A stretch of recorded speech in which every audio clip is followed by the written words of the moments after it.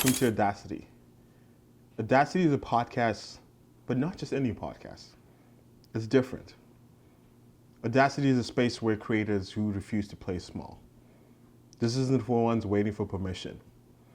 It's for the creators who feel that pull even before they have had the platform. The ones who know playing small is never humility, but fear dressed up as comfort. Audacity is a space for bold faith, honest conversations, and creative obedience. This is for the storytellers, the builders, the visionaries, who feel the tension between where they're called to be and what they're called to create. This is for the in-between stage, for those who are tired of shrinking their voices to fit into rooms that they've outgrown. Here we talk about what it takes to start things, having the courage, the discipline that you need to stay consistent, even when no one is watching. The audacity to believe in the ideas, even when the numbers say otherwise. This is a podcast for creating purpose without pressure, legacy over likes, about trusting God enough to move in the path that isn't sometimes clear, and being bold enough to be your full God-given self. If you've ever felt like you are made for more, but you've been afraid to claim it, this is a reminder that you don't need permission and that there's been more that has been placed inside of you. Press play, speak up, and create boldly. This is Audacity. So today's episode is inspired by a multitude of things, but I'm going to start it off here. And the phrase that's going to be kind of inspiring today's thought process is, you're not behind, you're becoming. I think the last little bit I posted a piece of content, I think last week, showcasing how even my desire to create content, my desire to start a podcast, where that started and how it's going.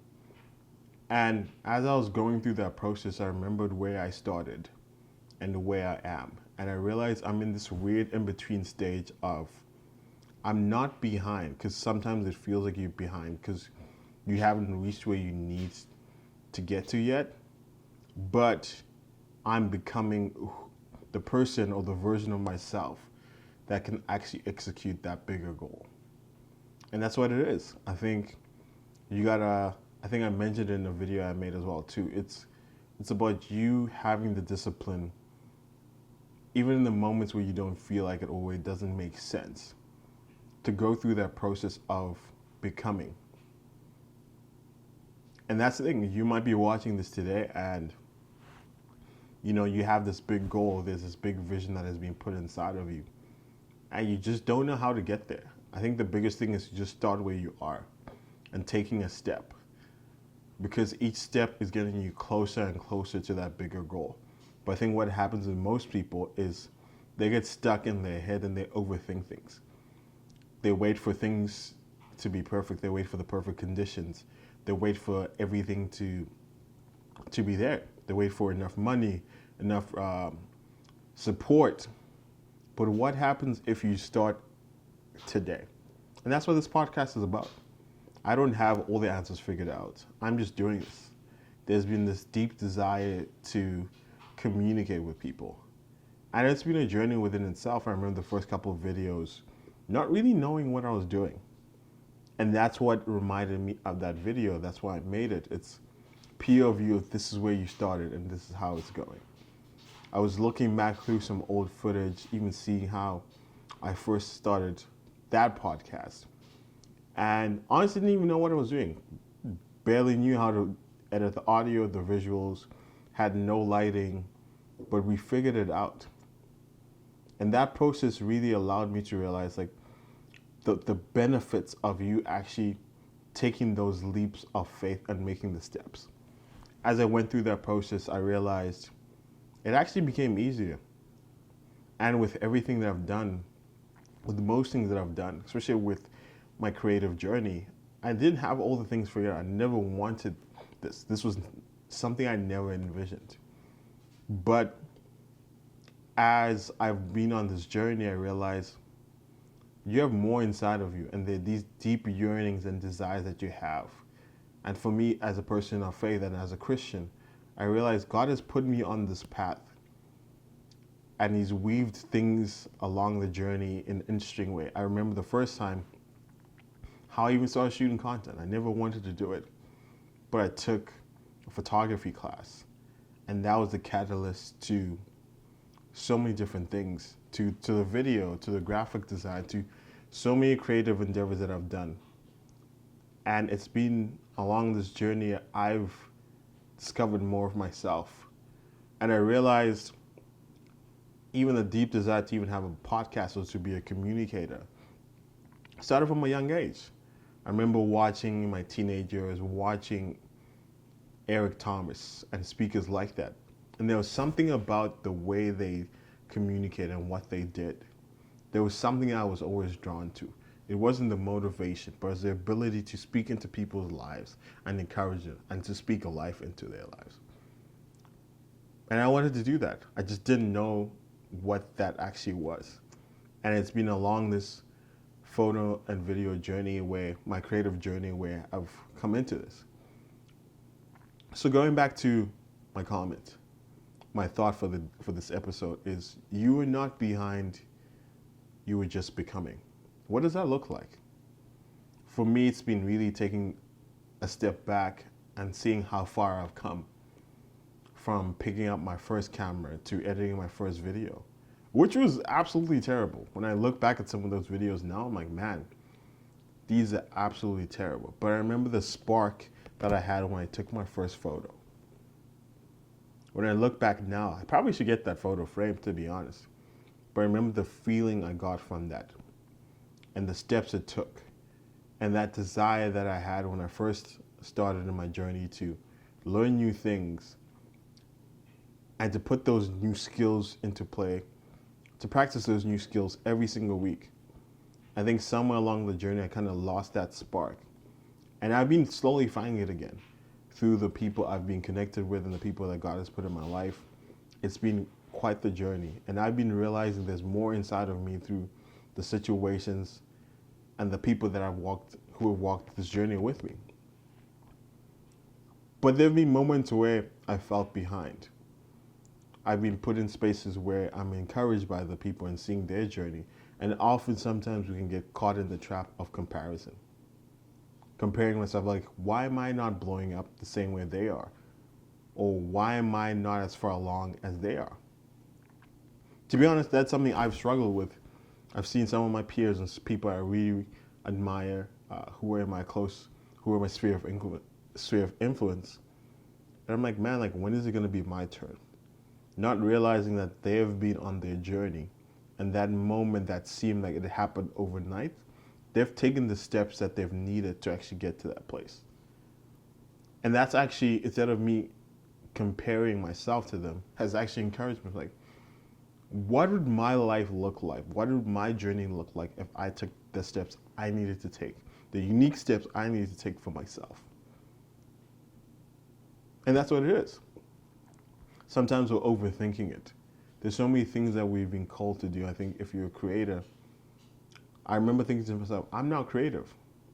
And I've been really challenged as I've been exposed to new information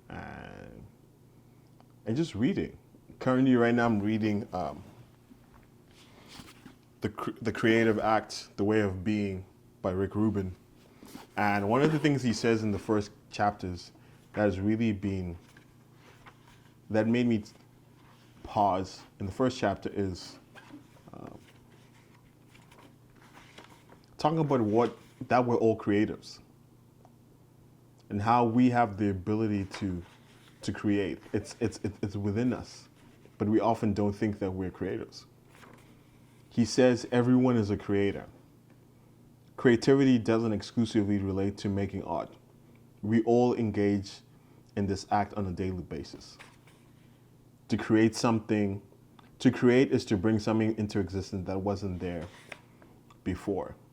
It could be a conversation, the solution to a problem, a note to a friend, rearranging our furniture in your room, a new route home to avoid traffic.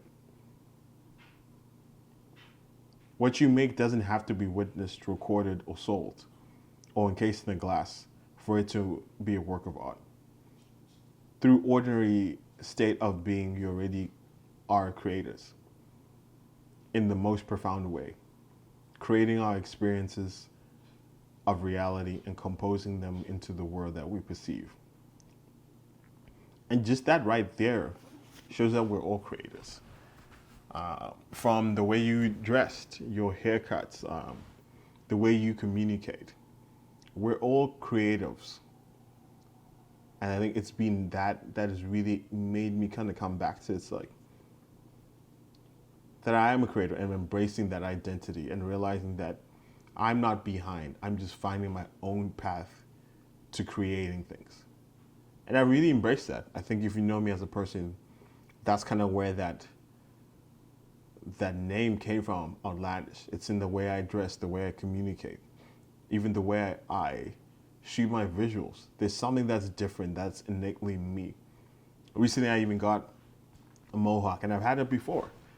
And people have always looked at me in a way, and I'm like, why would you do that? But there's just something about it that just, I want to be creative in everything that I do. And I've been really learning how to embrace that.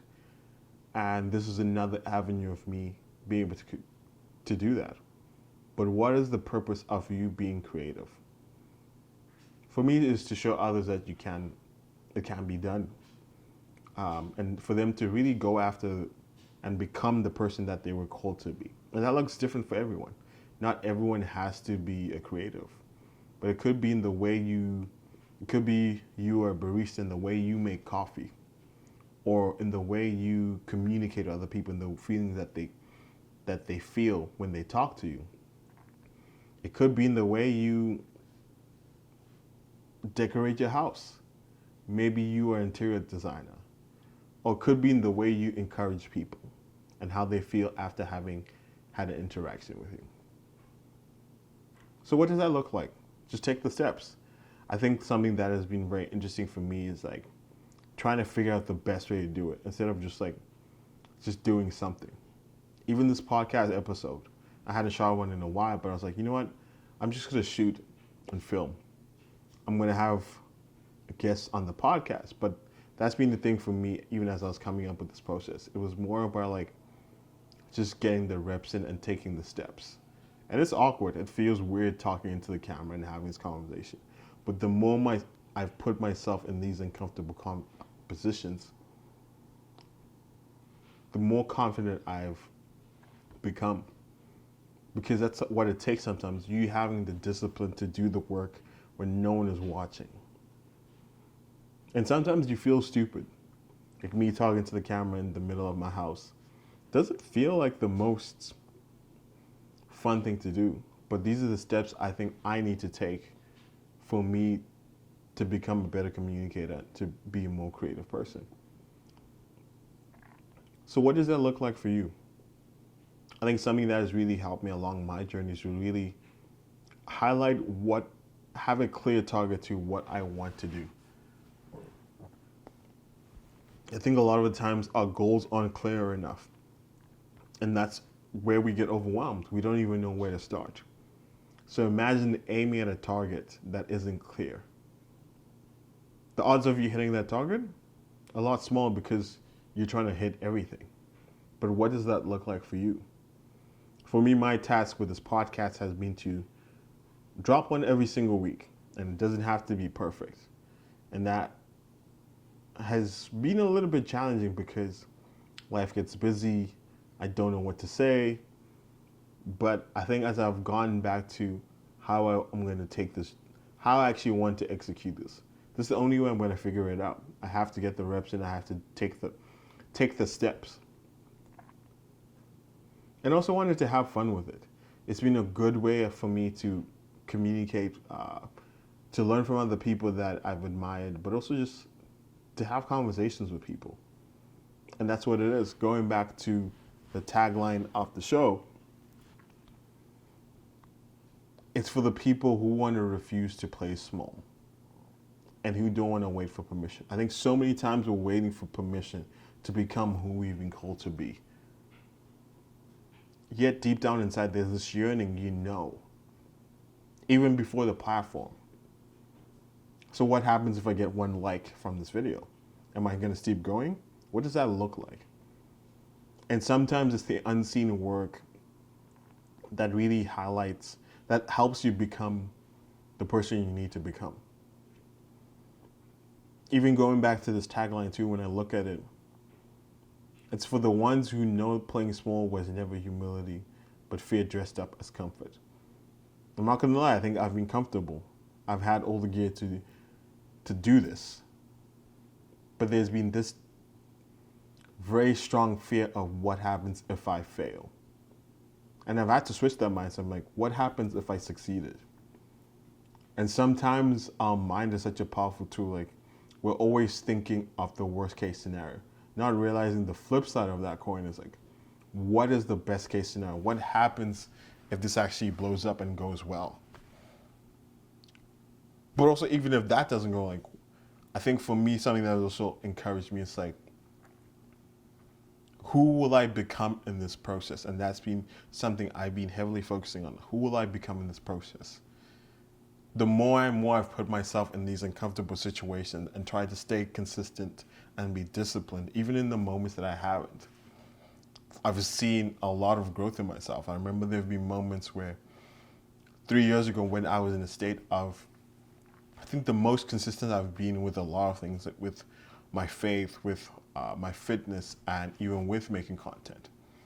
It was about building a rhythm that allowed me to stay consistent, but also having accountability that allowed me, even in those moments where I didn't feel like doing it, I still did it because, one, I'd set that standard. So I leave you with this thought. What do you have to do to become the person that can actually achieve the goals that you have set aside for the year? For me, my goal is to make more content this year. But also not to just make more content. It's to create more content that's more impactful. That is the goal of this. And I don't really know what it looks like, to be honest. I'm just having fun, looking a little bit stupid, talking to myself in the middle of the night. But yeah. And give yourself the grace to make mistakes. I think it's a part of it. You can't grow if you don't make mistakes. I think take the time to analyze the mistakes and see what you can learn from it. But also, when you take a step back and you look at how far you've come, you'll be blown away to see how many things you've actually achieved that you've downplayed.